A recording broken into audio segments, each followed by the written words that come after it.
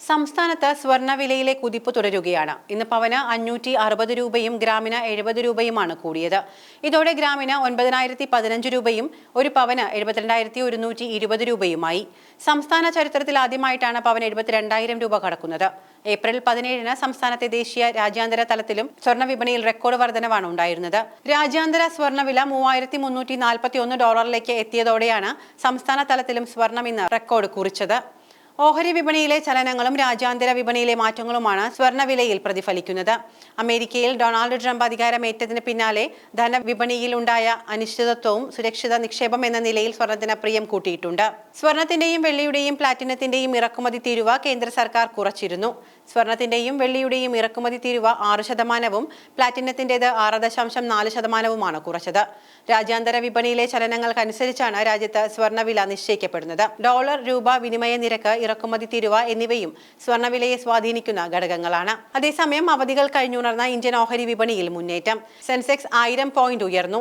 ദേശീയ സൂചിക നിഫ്റ്റിയിൽ 24,000 പോയിന്റിന് മുകളിലാണ് വ്യാപാരം നടന്നത്. വ്യാഴാഴ്ചയും ഇന്ത്യൻ വിപണി താഴ്ന്നിരുന്നു. വ്യാപാരം തുടങ്ങിയിട്ട് കുതിച്ചുകയറി വൻ നേട്ടത്തിൽ അവസാനിച്ചു. വിദേശ നിക്ഷേപകർ വിപണിയിലേക്ക് തിരിച്ചു വന്നതാണ് കയറ്റത്തിനു പിന്നിൽ. വിപണിയുടെ താഴ്ച അവസാനിച്ചെന്നും ബുൾ മുന്നേറ്റം തുടരുമെന്നും പല നിക്ഷേപ വിദഗ്ധരും ഉപദേശിക്കുന്നുണ്ട്. എന്നാൽ രാജ്യാന്തര ആശങ്കകളും അനിശ്ചിതത്വങ്ങളും അവസാനിച്ചിട്ടില്ല. ഫെഡ് മേധാവിയെ മാറ്റാൻ ട്രംപ് ശ്രമിക്കുന്നതടക്കമുള്ള സാഹസിക നടപടികൾ വിപണിയെ വല്ലാത്ത തകർച്ചയിലേക്ക് നയിക്കും. അത്തരം ദുരന്ത സാധ്യതകൾ നീങ്ങിയ ശേഷമേ വിപണിയുടെ ശരിയായ മുന്നേറ്റം പ്രതീക്ഷിക്കാനാവൂ. സ്വകാര്യ bank, PSU bank, oil, gas, auto, finance, pharma, health care ഓഹരികൾ മികച്ച മുന്നേറ്റം നടത്തി. IT, FMCG, metal, media, consumer durables ഓഹരികൾ ചെറിയ തോതിൽ ഉയർന്നു. വിശാല വിപണിയിലെ കയറ്റ ഇറക്ക അനുപാതം കയറ്റത്തിന് അനുപാതമായി തുടർന്നു. BSEയിൽ 2,396 ഓഹരികൾ ഉയർന്നപ്പോൾ 1,563 ഓഹരികൾ ഇടിഞ്ഞു. NSEയിൽ ഉയർന്നത് 1,763 എണ്ണം, താഴ്ന്നത് 1,013 ഓഹരികളും. NSEയിൽ 63 ഓഹരികൾ 52 ആഴ്ചയിലെ ഉയർന്ന വിലയിലെത്തി. 52 ആഴ്ചയിലെ ഉയർന്ന വിലയിലെത്തിയപ്പോൾ താഴ്ന്ന വിലയിലെത്തിയത് 16 എണ്ണമാണ്. 4 ഓഹരികൾ അപ്പർ സർക്യൂട്ടിലെത്തിയപ്പോൾ 5 എണ്ണം ഓവർ സർക്യൂട്ടിലെത്തി. വിദേശ നിക്ഷേപകർ വ്യാഴാഴ്ചയും വാങ്ങലുകാരായി. അവർ ക്യാഷ് വിപണിയിൽ 4,667.97 കോടി രൂപയുടെ അറ്റവാങ്ങൽ നടത്തി. സ്വദേശി ഫണ്ടുകൾ 2,6.15 കോടി രൂപയുടെ ഓഹരികൾ വിറ്റു. ഏപ്രിൽ 18-ന് അവസാനിച്ച ആഴ്ചയിൽ വിദേശികൾ 8,472 കോടി രൂപയുടെ അറ്റ നിക്ഷേപം നടത്തി. ഏപ്രിൽ പകുതിക്ക് മുൻപ് വിദേശികൾ വലിയ വിൽപ്പന നടത്തി. അവ കണക്കാക്കിയാൽ ഏപ്രിലിൽ വിദേശികൾ 23,103 കോടി രൂപ ഇന്ത്യൻ വിപണിയിൽ നിന്ന് പിൻവലിച്ചിട്ടുണ്ട്. ജനുവരി 1 മുതൽ കണക്കെടുത്താൽ 1.4 ലക്ഷം കോടി രൂപയുടെ പിന്മാറ്റമാണ് അവർ നടത്തിയത്.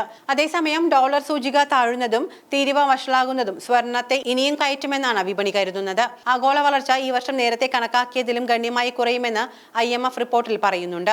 അത് വീണ്ടും സ്വർണ്ണവില ഉയർത്താം. ഔൺസിന് $4,000 ഇക്കൊല്ലം തന്നെ സ്വർണം എത്തുമെന്നാണ് സ്വർണ്ണ ബുള്ളുകളുടെ പ്രതീക്ഷ. രൂപയുടെ മൂല്യം വ്യാഴാഴ്ച ഗണ്യമായി ഉയർന്നു. ഡോളർ 32 പൈസ കുറഞ്ഞ് 85.36 രൂപയിൽ ക്ലോസ് ചെയ്തു. ഡോളർ 85 രൂപയുടെ താഴേക്ക് നീങ്ങും എന്നും പല നിരീക്ഷകരും കരുതുന്നു. ചൈനയുടെ കറൻസി ഒരു ഡോളറിന് 7.30 യുവാൻ എന്ന നിരക്കിലേക്ക് കയറി. നേരത്തെ ഡോളറിന് 7.35 യുവാൻ ആയിരുന്നു. വ്യാഴാഴ്ചയും ക്രൂഡ് ഓയിൽ ഉയർന്നു. ഇറാന്റെ എണ്ണ വിൽപ്പനയ്ക്ക് US പുതിയ ഉപരോധം ഏർപ്പെടുത്തിയതാണ് കാരണം. ചില പൈക്ക് രാജ്യങ്ങൾ ഉൽപാദനം കുറച്ചിട്ടുണ്ട്. എന്നാൽ തിങ്കളാഴ്ച രാവിലെ വില വീണ്ടും താഴ്ന്നു.